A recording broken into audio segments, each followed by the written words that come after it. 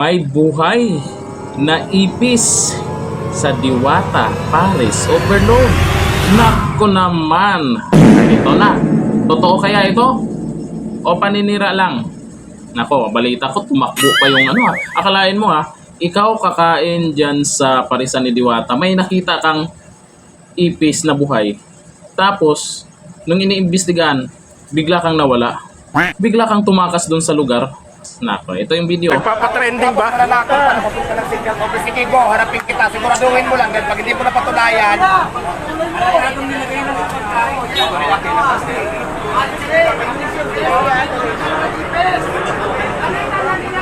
Sabay layas.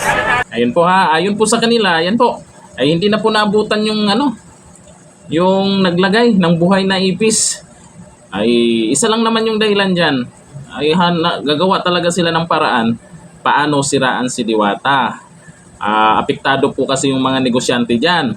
Balita ko, may mga nakakausap na ang grupo ni Norman Mangusin diyan sa labas, sa katapat ni Diwata. May mga nakakausap na makipagtulungan kay Peking Marcos para tapatan si Diwata. Kasi ito namang si Peking Marcos na to ay yung pinagyayabang niyang libreng parisan na itatayo, hindi niya kakayanin. At hindi talaga niya kaya kasi Peking mayaman nga yan. Siguro hindi ganun kalaki yung dumating sa kanya galing sa mga OFW. Kaya yan po yung kaya niya. Na yun na lang yung mga nagtitinda dyan ang kinakausap niya. Siguro babayaran lang yung kung magkano yung mabebenta, tapos ibibigay ng libre, pwede naman yun.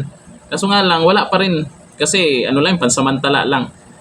Wala din, no effect din kasi nagawa na rin po yan ni Diwata na mamimigay ng libreng pares. Kaya may may makikipagtulungan diyan. Asahan natin may makipagtulungan diyan, lalo na po yung mga inggiters kay Diwata, mga apektado. Pero sa mga nagtitinda dyan ng pares din, alalahanin ninyo, naging mabenta kayo ngayon ng dahil kay Diwata. Utang na loob nyo dahil kay Diwata. Kaya nakilala po yung pares dyan sa Pasay dahil kay Diwata. Diba? Ngayon, nakisabay kayo sa kasikatan ni Diwata, nandyan kayo sa tapat, nakakabenta talaga kayo kasi yung mga hindi makapag-antay sa pila, pag mahabang pila, dyan kumakain sa inyo. Kaya nasa inyo na yan kung magpapagamit kayo kay Norman Mangusin at alamin nyo kung ano yung talent niya. Kung nabiktima kayo sa talent niya, problema nyo na yan. Pero gusto pa rin namin na matuloy po yung libreng parisan niya para po yan sa mga nagugutom at hindi po kayang bumili ng pares para maraming mapabusog. Pero punta tayo dyan, pupunta kayo dyan sa mga makakain ng libreng pares ni Norman Mangusin. Magpasalamat kayo sa mga OFW. Bakit? Ang pagkakalam ko galing sa OFW yung pera. Tanong ko lang sa buhay na ipis ay sigurado po ako may mga susunod pa yung paninira dyan. Kaya bantay sarado naman yung mga tauhan ni Diwata at may CCTV niya. May CCTV na.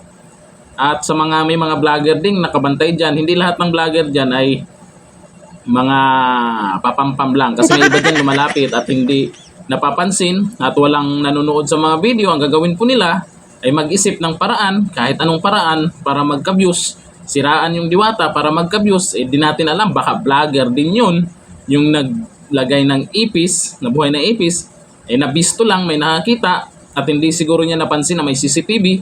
Ayan, tumakbo. Diba? Akalain mo ikaw kumain dyan, may ipis yung pagkain mo, ikaw pa yung takot na takot nung nalaman mo may CCTV? Sige, siraan nyo pa. Ngayon, ito lang, thank you.